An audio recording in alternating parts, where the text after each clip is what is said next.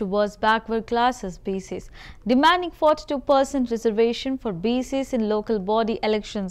BC associations organized a silent protest in the premises of the Social Welfare Office in Adilabad. He warned that under no circumstances will they settle for less than 42% reservation, and if denied, the protest would intensify.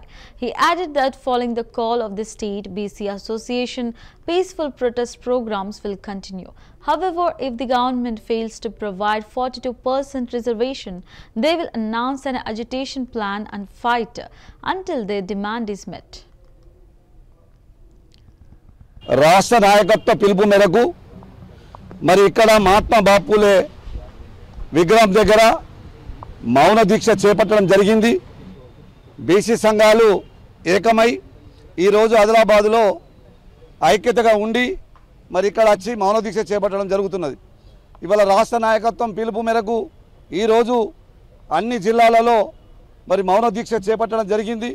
మరి ఆదిలాబాద్లో కూడా మేము చేపట్టడం జరుగుతున్నది. కాబట్టి ముఖ్యంగా 42% మీద reservation కల్పిస్తామని చెప్పి మరి ఇప్పటి వరకు 9th షెడ్యూల్లో పెడితే మరి 42% రిజర్వేషన్ ఇస్తే బాగుంటుంది. మరి ఇవల్ల విద్య ఉద్యోగాలు మరి రాజకీయ పరంగా కూడా మరి బీసీలు ఇంకా ఎదగడానికి అవకాశం ఉంటుంది. కాబట్టి ముఖ్యంగా మనం ఇవాళ రాష్ట్ర పిలుపు మేరకు ఈ మౌన దీక్షని చేపట్టడం జరిగింది.